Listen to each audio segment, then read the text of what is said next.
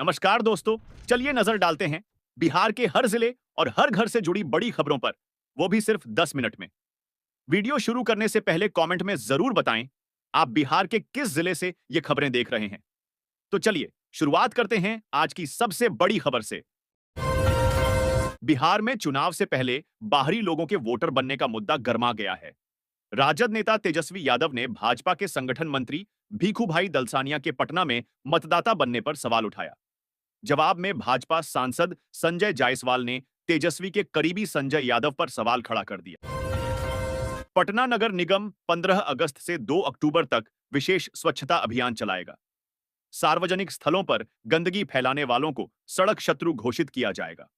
इस दौरान प्लास्टिक पर प्रतिबंध, निजी जमीनों की सफाई और अतिक्रमण हटाने की कार्रवाई होगी। नगर आयुक्त ने शहरवासियों से सहयोग की अपील की। ट्रैफिक एसपी अपराजित लोहान ने पुलिस अधिकारियों को निर्देश दिया कि यातायात प्रबंधन में आम लोगों से शालीनता से पेश आएं, उनकी समस्याएं सुनें और निर्दोष लोगों को अनावश्यक रूप से परेशान न करें। पटना उच्च न्यायालय ने दरभंगा के रत्नपुर स्थित श्री बाबा कुशेश्वरनाथ मंदिर को आदर्श मंदिर बनाने का आदेश दिया है। कोर्ट ने स्वच्छता, हरित वातावरण और वित्तीय पारदर्शिता पर जोर देते हुए मंदिर प्रबंधन समिति को सुधारात्मक कदम उठाने के निर्देश दिए। भागलपुर के बुनकर बहुल इलाकों में बाढ़ ने तबाही मचा दी है।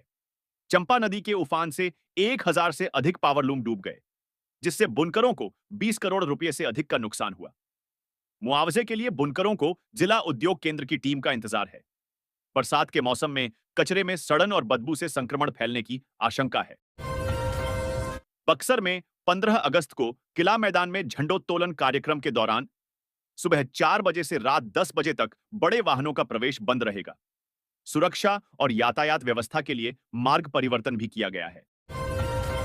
मुजफ्फरपुर नगर निगम ने संपत्ति कर और ट्रेड लाइसेंस शुल्क की ऑनलाइन वसूली की व्यवस्था को और मजबूत करने का निर्णय लिया है। कैश वसूली पूरी तरह से बंद होगी और संग्रहकर्ताओं को डिजिटल प्रशिक्षण दिया जा रहा है। मुजफ्फरपुर में करोड़ों की साइबर ठगी के मामले में पुलिस उत्तर प्रदेश और दिल्ली पुलिस की मदद से 2 फरार आरोपियों प्रमोद और महावीर उर्फ सोनू की तलाश कर रही है। इस मामले में पहले ही 4 लोगों की गिरफ्तारी हो चुकी है। मुख्यमंत्री नीतीश कुमार ने बाढ़ प्रभावित क्षेत्रों को राहत और किसानों को मुआवजा जल्द से जल्द देने का निर्देश अधिकारियों को दिया है। मुजफ्फरपुर में माड़ीपुर सकरी सड़क का निर्माण सितंबर में शुरू होगा। इससे हाजीपुर पटना के बीच आवागमन आसान होगा और रामदयालु रोड पर ट्रैफिक का दबाव घटेगा। बिहार के 3 जिलों में अत्यधिक बारिश का रेड अलर्ट जारी किया गया है, जबकि कई जिलों में येलो अलर्ट जारी है। झंझारपुर में नीतीश कुमार और प्रधानमंत्री नरेंद्र मोदी एक मंच से ईबीसी समुदाय को साधने की कोशिश करेंगे। इसे लेकर राजनीतिक हलकों में चर्चा तेज है। पटना के ऐतिहासिक सभ्यता द्वार को रिवर फ्रंट डेवलपमेंट प्रोजेक्ट के तहत नया स्वरूप दिया जाएगा। यहां भव्य वेलकम गेट, वॉकिंग ट्रैक और जेपी गंगा पथ से सीधा कनेक्शन तैयार किया जाएगा।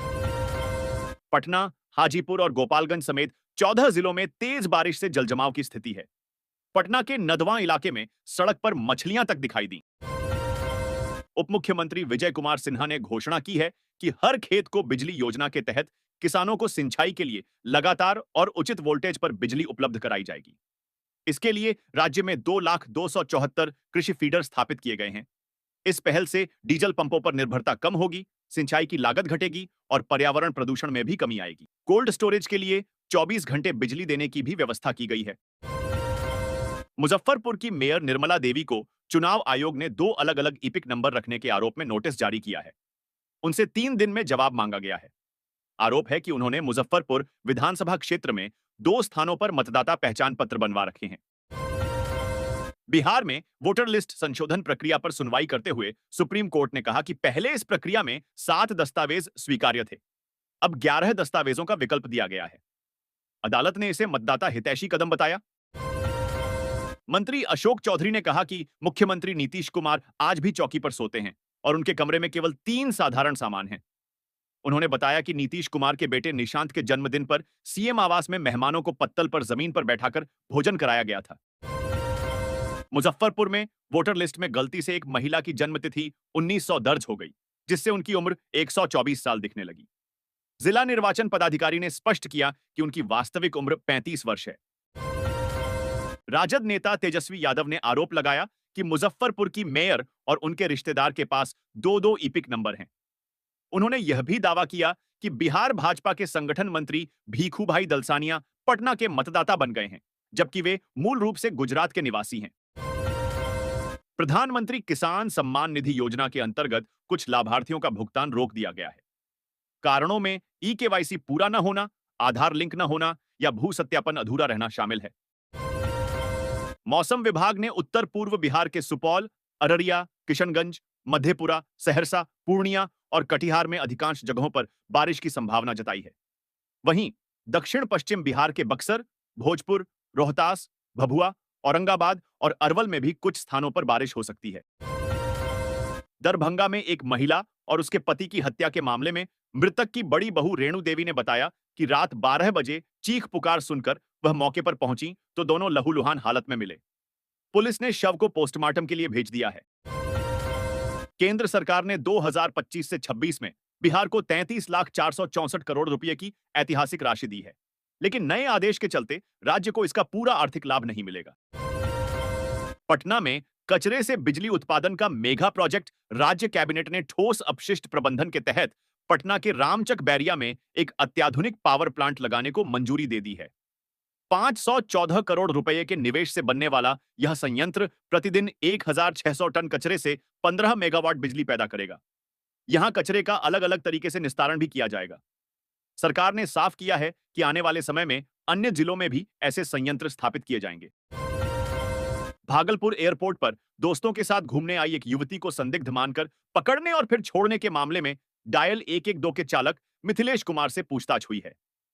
डीएसपी कनिष्क श्रीवास्तव इस मामले की जांच कर रहे हैं।